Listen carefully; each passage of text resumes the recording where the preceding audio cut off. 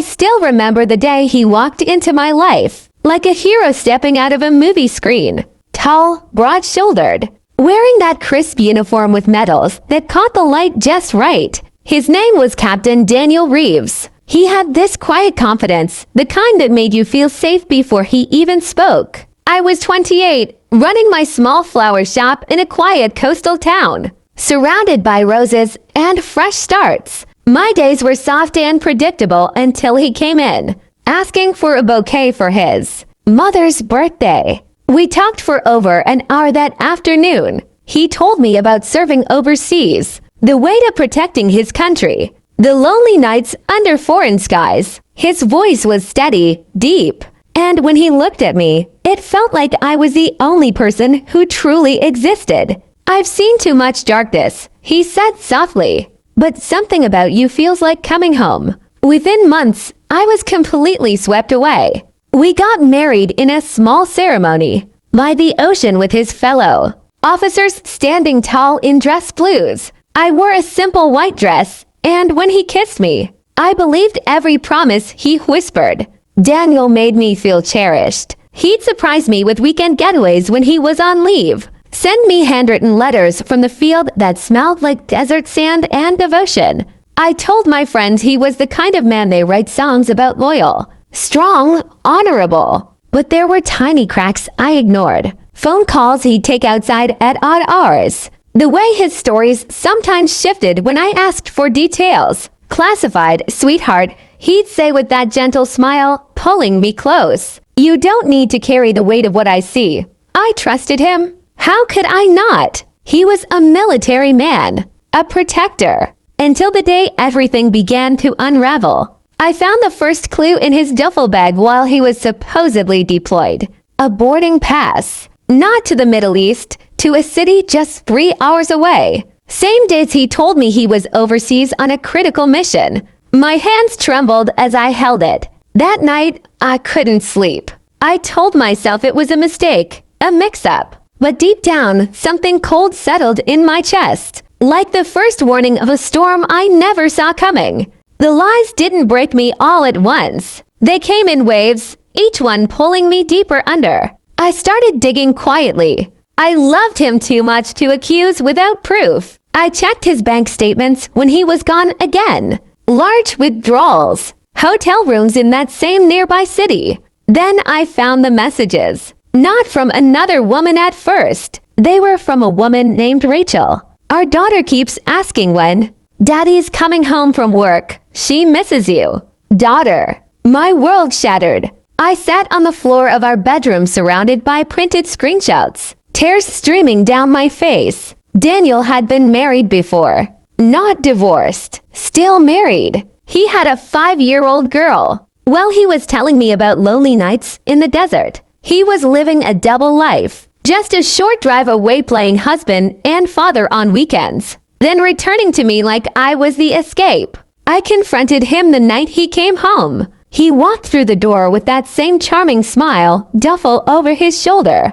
Missed you, baby? I showed him everything. The boarding pass, the messages, the bank records. His face changed. Not into guilt, into cold calculation. You weren't supposed to find out, he said flatly. This doesn't change us, Rachel and I. It's complicated. The military, the image. I needed this. I needed you. Needed me, like I was a pretty accessory to his perfect military hero story. He admitted everything. He had lied about the deployments for years. Used his rank and travel orders to cover his tracks. He even used part of our joint savings money I thought was going toward our future home to support his other family. I felt destroyed. Not just heartbroken, hollowed out. The man I had built my entire world around wasn't real. The late night calls weren't to command. They were bedtime.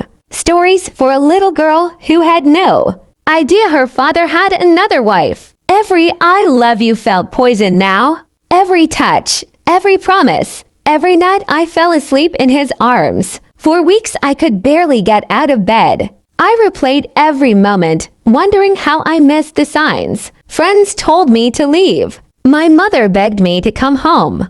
But something inside me shifted. The pain was unbearable, but beneath it, a quiet fire began to burn. I was done being the naive flower shop girl who trusted too easily. I started documenting everything, screenshots, records, statements, from a private investigator I hired. I wasn't going to scream or cry in front of him anymore. I was going to become the storm he never expected. Revenge didn't look like what people imagine. No dramatic shouting matches or public humiliation on day one. It was quiet, methodical, and far more devastating. I contacted his commanding officer anonymously at first, then followed up with full evidence. Military regulations are strict about conduct, bigamy, and fraudulent claims.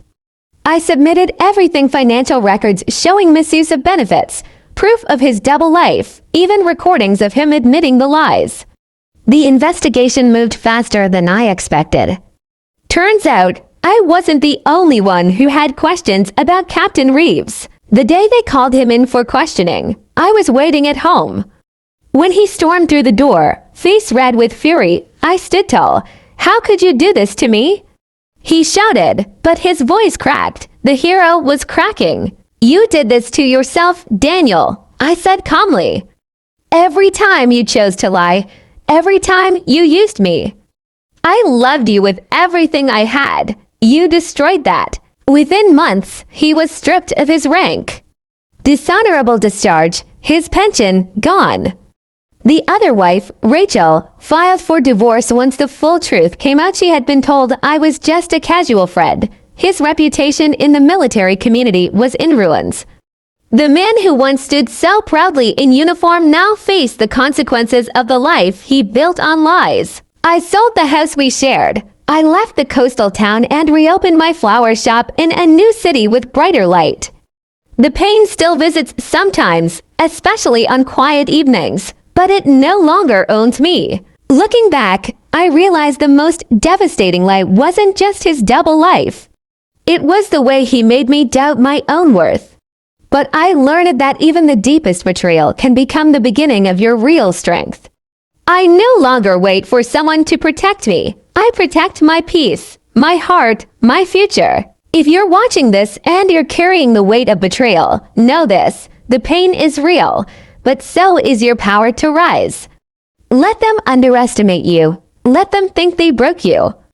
Then show them the woman they could never destroy. Thank you for walking through my story with me. If it touched you, please share it. Someone out there needs to know they're not alone. And that justice, in its own time, always finds a way. Until next time, take care of your heart. It's more powerful than you know.